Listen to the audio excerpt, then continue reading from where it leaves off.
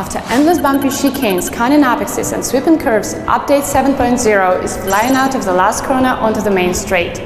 The release seems close, and Wargaming.net developers are working overnight to get everything done. How far are they from the finishing line, and what's so special about version 7.0 that took them so long to prepare? We can't wait to know! This is our room of truth, prepared specially for straight-on conversations.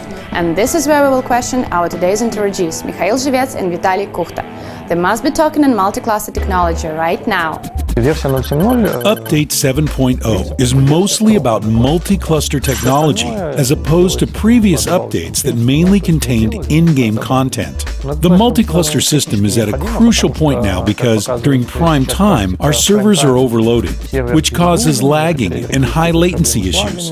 Sometimes they even halt due to the extremely high PCCU numbers. This is unacceptable, and we want to fix the situation ASAP and provide our players with proper service. One man in the field is no warrior. This is the reality not only for World of Tanks, but for the machinery that supports it as well. The only cluster in Moscow that handles the Russian audience is now dealing with constant overload all alone, but we'll soon get a couple of younger brothers to help. First, we are going to add one new server, to be followed by more of them in the future, so players will be able to choose a server to play on. We assume that our regional servers will provide service for more than 100,000 users each. The players will have better gaming performance, ping, stability, and so on. It is much easier to maintain a server with 100 to 150,000 PCCU than one with 250 to 500,000 concurrent players. Multiple clusters are a good thing then. Freedom of choice, as they call it. You can stick either to a better ping or to nicer people. Or choose both, if you're lucky enough. It will be easy to switch between servers. A player will need to log out and then log in to another server. Specifically, one should open the login screen, choose another server, and log in. That's it. Players will be able to use their login ID and passwords for all available servers. And so the Americans will come to Europe, and the Europeans will come to Russia. And the Russians will find a place to go. We still have a long road ahead. And it will be the first step towards creating the single and united game space. But this is the start. A player from the Russian server will be able to play on the European server. North American players will have an opportunity to clash against European and Russian players on the integrated global map. The multi-server system is the initial step on that road.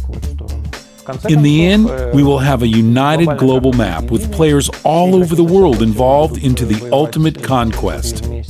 Good news for chatting fans!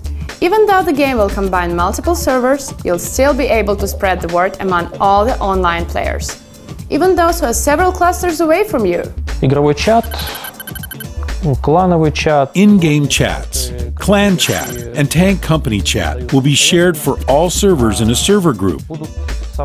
For example, if we have 3 servers in the Russian server group, players from all 3 servers will be able to communicate in the same chat, despite the fact that they are logged in on the different servers.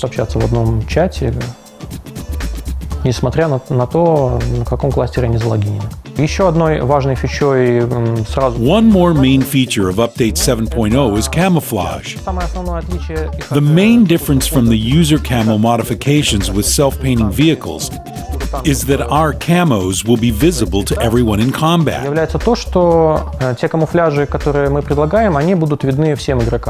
Each nation will have from 6 to 8 camo types, available either for credits or for gold. Camos for credits will be purchased for certain time periods, a day, a week, a month, and will disappear after the period ends. Gold camos will remain permanent. Permanent camouflage will be at your disposal all the time, until you fancy changing your coloring. That's right, you'll be able to have just one camo at a time. In-game currency will be used for tank repainting. For now, at the initial stage, camos will not influence any characteristics but the appearance of the tank. Leveling company battles is another improvement to be implemented in Update 7.0. From now on, non-top tier companies find a fair competition not only in level points, but in team rosters as well. There will be 4 different levels of company battles with the following tier caps: Tier 10, Tier 8, Tier 6, and Tier 4. And every level will have different maximum quantity of team points.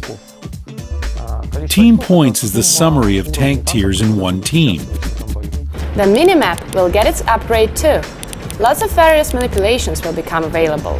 Additional quick command markers will appear on the minimap. For example, when a player asks for help, their vehicle will be specifically marked on the minimap. The inner tests prove it to be quite a useful feature.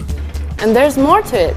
The new special effects are on the way that will add more drama to explosions and salvos. And the tracers are coming back. As we speak, players notice them only when shot by spotted enemies.